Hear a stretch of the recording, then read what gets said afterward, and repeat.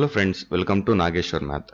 మనం పోయిన లాస్ట్ వీడియోలో సీక్వెన్స్ అండ్ సిరీస్ అనే టాపిక్ గురించి స్టార్ట్ చేసాం. సో ఈ సీక్వెన్స్ అండ్ సిరీస్ అనే టాపిక్లో మనం మొన్న nth టర్మ్ ఆఫ్ ఏపీ అన్న టాపిక్ గురించి డిస్కస్ చేసుకున్నాం. అలానే ఈ లాస్ట్ వీడియోలో వచ్చేటప్పటికి సీక్వెన్స్ అండ్ సిరీస్ ఇంట్రడక్షన్ కూడా జరిగింది. సీక్వెన్స్ అంటే ఏంటి, సిరీస్ అంటే ఏంటి, నెక్స్ట్ ఈ సీక్వెన్స్ అండ్ సిరీస్ని ఎలా క్లాసిఫై చేశారు, లైక్ ఏపీ అరిథమెటిక్ ప్రోగ్రెషన్, అలానే GP geometric progression and HP harmonic progression, and వీటి మూడిటికి రిలేషన్స్ ఏంటి అవన్నీ ఉంటాయి అని చెప్పి మనం అంటే జస్ట్ డిస్కస్ చేసుకున్నాం. సో ఈ రిలేషన్స్ ఇవన్నీ వచ్చే ఫర్దర్ వీడియోస్లో నేను మీకు చెప్తానని కూడా నేను చెప్పడం జరిగింది. సో మనం లాస్ట్ వీడియోలో డిస్కస్ చేసుకున్న వరకు అయితే ఒక్కసారి రివైజ్ చేసుకుందాం. సో లాస్ట్ వీడియోలో మనం సీక్వెన్స్ అండ్ సిరీస్ అనే టాపిక్ డిస్కస్ చేసుకున్నాం. సో సీక్వెన్స్ అంటే ఏంటి అని చెప్పంటే ఒక సెట్ ఆఫ్ నెంబర్స్ని ఒక డెఫినైట్ ఆర్డర్లో కనుక చూపిస్తే దాన్ని మనం ఒక సీక్వెన్స్ అంటాం. సపోజ్ ఇప్పుడు 1, 2, 3, 4, 5 అట్లా సో ఆన్ 10. సో ఈ ఫస్ట్ 10 నెంబర్స్ని ఒక సీక్వెన్స్ అంటాం. ఎందుకు అంటే ఒక సమ్ డెఫినైట్ ఆర్డర్ అనేది ఇక్కడ మనకి ఉంది. చూసుకుంటే 1, 2, 3, 4, 5 అంటే ఒక ఫైనైట్ ఆర్డర్, ఇంకా డెఫినైట్ ఆర్డర్ అంటే చూస్తే ఒక అసైనింగ్ ఆర్డర్లో ఉంది, ఏఓ ఆర్డర్లో ఉంది. సో దీన్ని మనం సీక్వెన్స్ అని చెప్పడం జరుగుతుంది. అలానే సిరీస్ అంటే ఏమీ లేదు. సిరీస్ అంటే ఈ పైన ఉన్న సీక్వెన్స్కి సమ్ అనమాట. Like 1 + 2 + 3 + 4 plus and so on plus 10. So ఈ సీక్వెన్స్కి కనుక సమ్ కనుక చేస్తే దీన్ని మనం సిరీస్ అని చెప్పడం జరుగుతుంది. అలానే మనం ఏపీని మనం అరిథమెటిక్ ప్రోగ్రెషన్ అని చెప్పడం జరుగుతుంది. ఈ ఏపీలో ఏ అనేది మనకి ఫస్ట్ టర్మ్, అలానే డి అనేది మనకి కామన్ డిఫరెన్స్. సో ఇంకా హెచ్పి జీపీలోకి వెళ్తే వాటికి మళ్ళీ డిఫరెంట్ పేర్లు ఉన్నాయి. సో మనం ఫస్ట్ ఏపీ గురించి డిస్కస్ చేసుకుంటున్నాం కాబట్టి ఫస్ట్ టర్మ్ ఏ అంటాం అండ్ కామన్ డిఫరెన్స్ని డి అనే నొటేషన్ తోటి పిలవడం జరుగుతుంది. అలానే ఇప్పుడు మనం nth term of AP, so అంటే లాస్ట్ వీడియోలో మనం ఇక్కడ వరకే చూసుకున్నాం.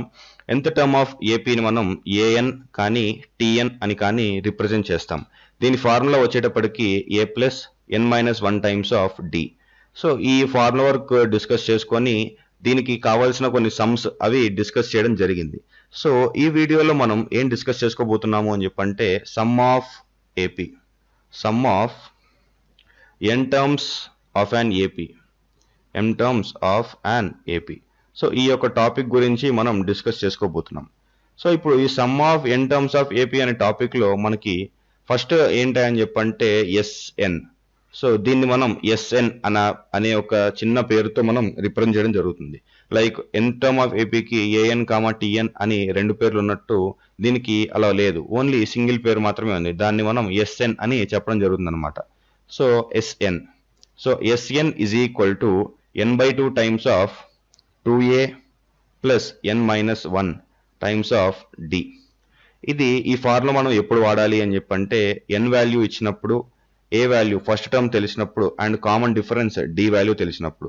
సపోజ్ మనం ఎస్ఎన్ ఈజ్ ఈక్వల్ టు దీన్ని మనం n/2 × a + l అంటే ఇక్కడ మనకి సేమ్ n వాల్యూ తెలిసినప్పుడు, ఫస్ట్ టర్మ్ ఏ వాల్యూ తెలిసినప్పుడు and last term L value తెలిసినప్పుడు ఈ యొక్క ఫార్ములాని వాడడం జరుగుతుంది.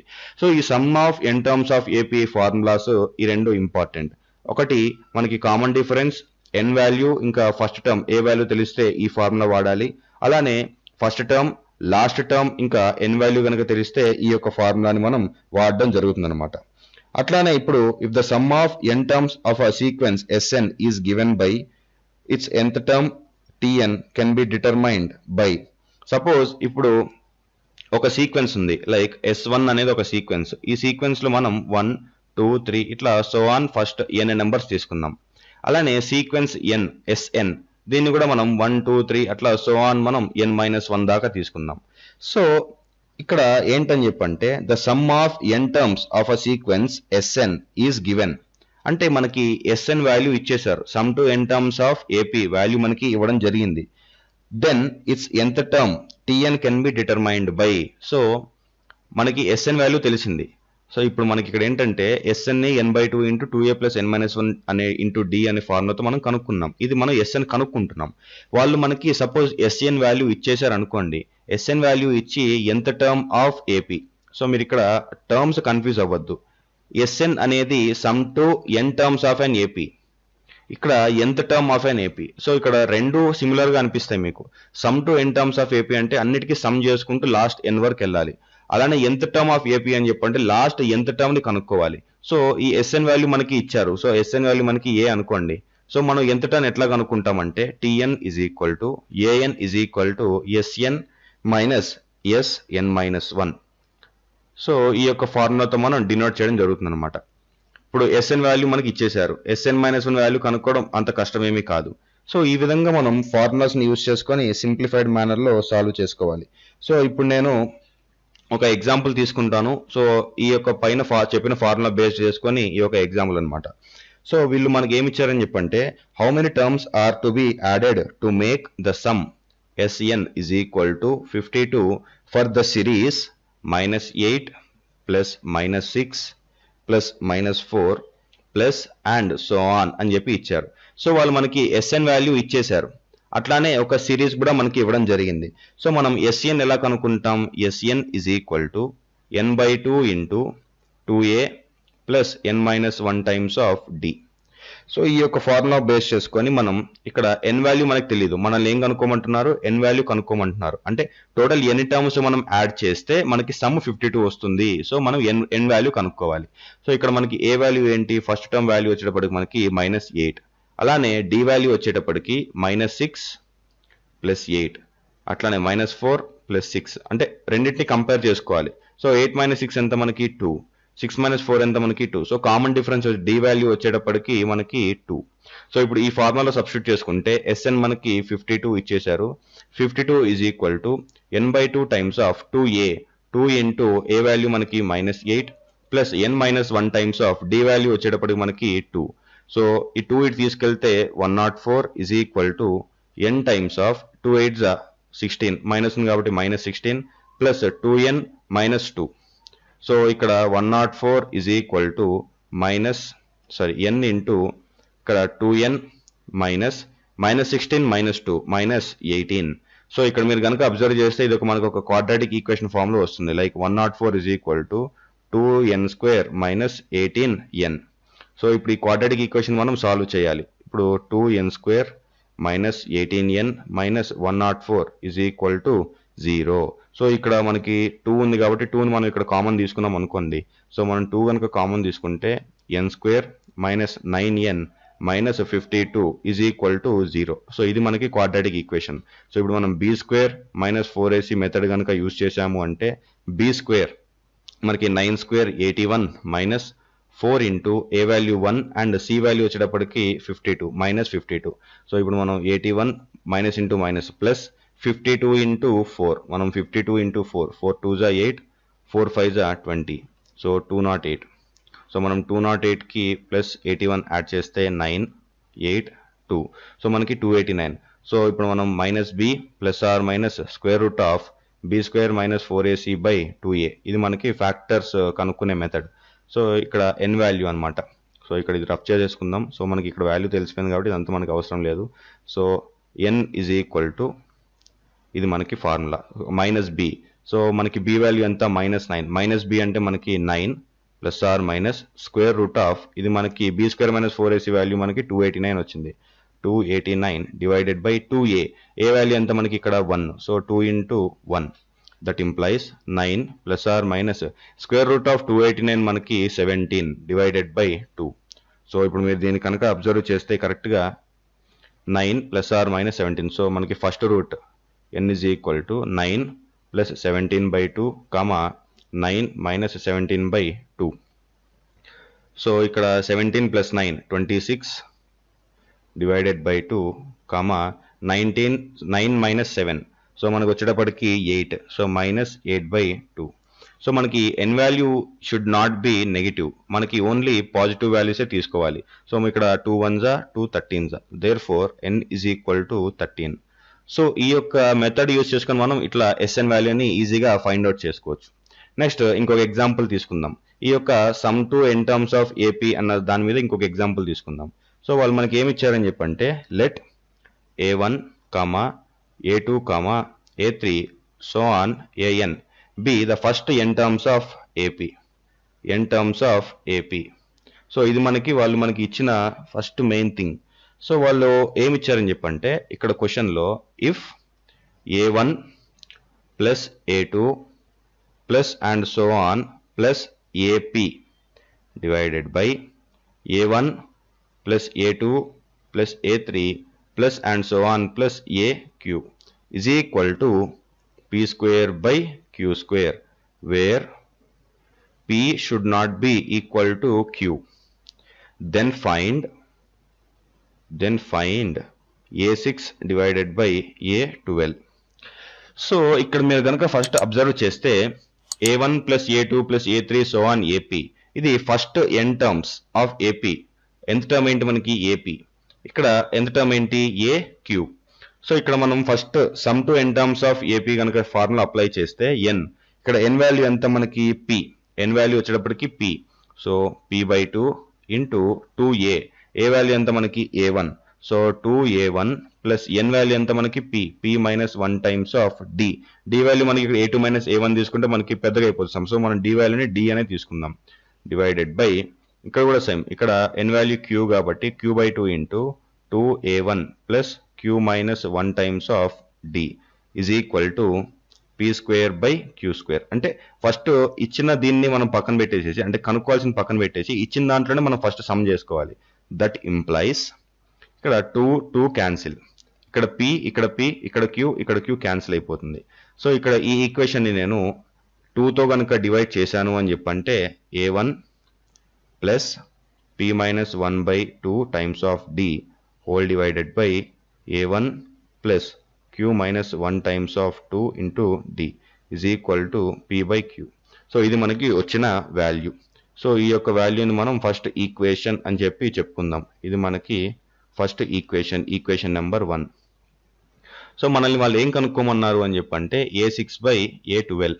సో A6/A12లో మనకి P వాల్యూ ఏమవుతుంది అని చెప్పంటే 11 అండ్ Q వాల్యూ వచ్చేటప్పటికి 41. సో A6/A12, సో మనకి P వాల్యూ వచ్చేటప్పటికి 11 అండ్ Q వాల్యూ వచ్చేటప్పటికి 41.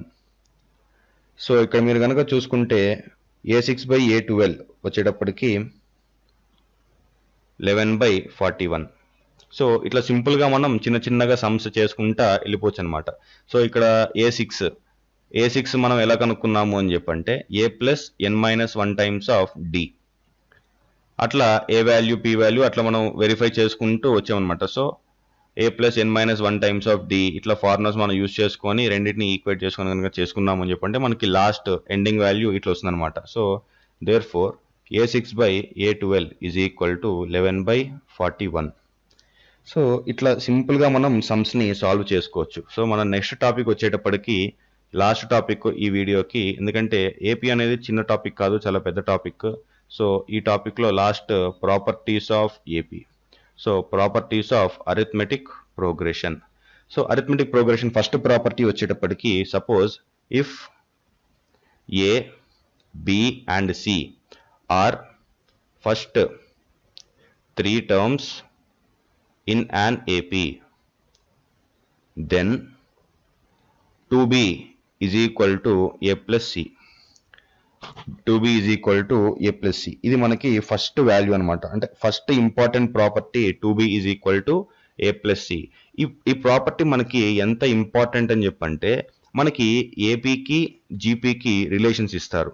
ఏపీ జీపీ రిలేషన్స్ ఇచ్చినప్పుడు మనం ఈ యొక్క ప్రాపర్టీని యూజ్ చేస్తాం. అలానే జీపీ హెచ్పి రిలేషన్స్ ఇస్తారు. సో వాటి మధ్యలో మళ్ళీ కొన్ని రిలేషన్స్ ఉంటాయి. జీపీ వచ్చినప్పుడు ఆ టాపిక్ డిస్కస్ చేస్తాం. అలానే మనం ఏపీకి హెచ్పికి మళ్ళీ రిలేషన్స్ ఇస్తారు. అటువంటిప్పుడు మళ్ళీ ఈ యొక్క ఫార్ములాని మనం యూజ్ చేయాల్సి ఉంటుంది. సో అందుకని చెప్పి మనం ఈ యొక్క ప్రాపర్టీని మనం చాలా గట్టిగా, అంటే చాలా ఇంపార్టెంట్ ప్రాపర్టీ అని చెప్పి నేను చెప్పడం జరుగుతుంది అనమాట. ఇప్పుడు అట్లానే మనకి ఇంపార్టెంట్ టాపిక్ ఏంటయ్యా అని చెప్పంటే, suppose if A1, A2, A3 so on AN, you first n terms are in AP, then AN comma AN minus 1 comma so on A3 comma A2 comma A1, ఇవి కూడా మనకి AP. అంటే కొంతమంది ఏం చేస్తారని చెప్పంటే A1, A2, A3 so on AN APలో ఉన్నాయి, కానీ దాని రివర్స్ an an-1 an-2 అట్లా so on a3 a2 a1 ఇది ఏపీలో ఉండదు అని చెప్పి కొంతమంది ఫిక్స్ అవుతారు. సో అటువంటి వాళ్ళకి ఈ యొక్క ఫార్ములా అనమాట. ఎటు నుంచి ఫార్వర్డ్ అయినా కానీ రివర్స్ అయినా కానీ మనకి ఇవి కూడా ఏపీలో ఉంటాయి అని చెప్పి చెప్పడం జరుగుతుంది. అట్లానే ఇది ఇంకొక ఫార్ములా, ఇది a1 plus or minus lambda, a2 plus or minus lambda, a3 plus or minus lambda, so on an plus or minus lambda are in AP where lambda belongs to R. అంటే ఇట్లా lambda ప్లేస్లో కానీ mu కానీ అట్లా పెట్టి మనకి ఒక constant ఇస్తారు. ఇవి ఏపీలోనే ఉంటాయి అని చెప్పి చెప్పడం జరుగుతుంది అనమాట. అలానే lambda a1, lambda a2, lambda a3 so on lambda an ఇవి కూడా మనకి ఏపీలోనే ఉంటాయి. ఎప్పుడు అని చెప్పంటే ఈ యొక్క సిరీస్ a1 a2 a3 ఈ సిరీస్ చెప్పాను కదా, ఈ సిరీస్ మనకి ఏపీలో ఉన్నాయి అని చెప్పంటే దానికి సంబంధించిన ప్రాపర్టీస్ ఇవన్నీ అవి కూడా మనకి ఈ సిరీస్లోనే ఉంటాయి. అలానే పీత్ టర్మ్, ఇప్పుడు మనకి ఎంత term pth term qth term అట్లా, ఇప్పుడు మనకి pth term of an A P అంటే ఒక సిరీస్కి వాల్యూ వచ్చేటప్పటికి క్యూ. అలానే qth term of an A P is equal to p. then t of p plus qth term is equal to 0 అని చెప్పి మనం గుర్తుంచుకోవాలి. నెక్స్ట్ వచ్చేటప్పటికి కొన్ని ఒక సమ్ ఉంది, ఆ సమ్ని మనం డిస్కస్ చేసుకుందాం. సో ఇది ఏందని చెప్పంటే ఫైండింగ్ ఆఫ్ ఎక్స్ వాల్యూ అనమాట. So finding of X value. So మనకి ఏమి ఇచ్చారని చెప్పంటే 1,1/2 times of log to the base 3 to the power of 1 minus x plus 2 log to the base 3 4 into 3 to the power of x minus 1 are in AP. Find x. So నేను మీకు ఇందాక చెప్పాను A, B, C are in AP అంటే మనకి 2 into B is equal to A plus C అన్నాను. So నేను ఇందాకే మీకు ఈ వాల్యూ చెప్పడం జరిగింది కాబట్టి ఇప్పుడు ఆ వాల్యూని ఆ ఒక ఫార్ములాని యూస్ చేసుకొని ఈ యొక్క సమ్ని మనం సాల్వ్ చేయబోతున్నాం. సో మనకి ఇక్కడ బి వాల్యూ ఏంటి అని చెప్పంటే మిడిల్ వాల్యూ. బి వాల్యూ ఏంటి ఇది? So 2 into 1/2 times of log to the base 3 to the power of 1 minus x plus 2 is equal to A value ఎంత మనకి 1 plus log to the base 3 4 into 3 to the power of x minus 1. So ఇక్కడ మనకి 2 and 2 అనేది మనకి ఇక్కడ cancel అయిపోతుంది. So మనకి cancel అయిపోతుంది కాబట్టి ఇప్పుడు కొంచెం లాజికల్ వేలో ఆలోచిస్తే మనకి log 10 to the base 10 మనకి వాల్యూ ఎంత 1. అలానే ఇప్పుడు ఈ యొక్క 1ని మనం ఏం రాసుకోవచ్చు, ఇక్కడ మనకి బేస్ 3 ఉంది కాబట్టి log 3 to the base 3 రాసుకోవచ్చు కదా. సో ఆ ఒక్క పద్ధతిలో కనుక మనం రాసుకుని చేసాము అని చెప్పంటే ఈ 1ని మనం ఇట్లా రాసుకుంటాం. సో ఇక్కడ log to the base 3 to the power of 1 minus x plus 2 is equal to log 3 to the base 3 plus log to the base 3 4 into 3 to the power of x minus 1. So ఇక్కడ మనకి log a plus log b ఉంది. దీన్ని మనం log of a plus b అంటే log of a into b కింద రాసుకోవచ్చు కదా. So అట్లా కనుక మనం రాసుకున్నాము అని చెప్పంటే log to the base 3 to the power of 1 minus x plus 2 is equal to log 3 to the base 3 into, so ఇక్కడ మనం కలిపి రాయాలి కాబట్టి ఇక్కడ మనం కలిపి రాసుకుందాం. So log 3 into 4 to the power of 4 into 3 to the power of x minus 1 to the base 3. So ఇప్పుడు మనం నెక్స్ట్ వచ్చే స్టెప్ ఏంటంటే ఈ లాగ్ క్యాన్సిల్ అయిపోతాయి 2 sides. సో 2 sides లాగ్ అనేది మనకి క్యాన్సిల్ అయిపోయింది కాబట్టి మనకి నెక్స్ట్ వచ్చే step 3 to the power of 1 minus x plus 2 is equal to 3 into 4 into 3 to the power of x minus 1. So ఇక్కడ 3 to the power of 1 minus x ని 3 into 3 to the power of minus x plus 2 is equal to ఇక్కడ 4 into 3 into 3 to the power of x minus 3 కింద రాసుకోవచ్చు కదా. So ఇక్కడ దీని నుంచి మనం 3/3 to the power of x plus 2 is equal to ఇక్కడ 4 3s are 12 into 3 to the power of x minus 3. So నేను ఇక్కడ ఏం చేస్తాను అని చెప్పంటే 3 to the power of x ని సమ్ కాన్స్టెంట్ n అనుకుంటాను. So 3/n plus 2 is equal to 12 into n minus 3. So 3 by n is equal to 12 into n minus 3 minus 2. That implies 3 by n is equal to 12n minus 5. So ఇప్పుడు మనం ఈ n value నాడు కనుక చేసాము అనుకోండి, అప్పుడు మనకి ఏమవుతుంది, 3 is equal to 12n square minus 5n. So ఇది మనకు ఒక క్వాడ్రాటిక్ ఈక్వేషన్ ఇన్ n వచ్చింది. సో ఇప్పుడు మనం 12n square minus 5n minus 3 is equal to 0. ఇది మనకి వచ్చిన ఒక క్వాడ్రాటిక్ ఈక్వేషన్. సో ఇప్పుడు ఈ క్వాడ్రాటిక్ ఈక్వేషన్ మనం సాల్వ్ చేయాలి. ఫస్ట్ మనం b స్క్వేర్ మైనస్ 4ac చేద్దాం. మనకి వ్యాలిడ్ రూట్ ఉందా లేదో తెలిసిపోతుంది. So b square minus 4ac చేస్తే 25 minus 4 into 12 into minus 3. So 25 plus 12 4s are 48. So 48 into 3. So 8 3s are 24. 3 4s are 12 plus 2 14. 144. So 144 plus 25 మనకి 169. So square root of 169 అయితే మనకి 13. So దీనికి వ్యాలిడ్ రూట్ ఉంది కాబట్టి మనం n is equal to minus b. So minus 5 plus or minus root 169 divided by 2a.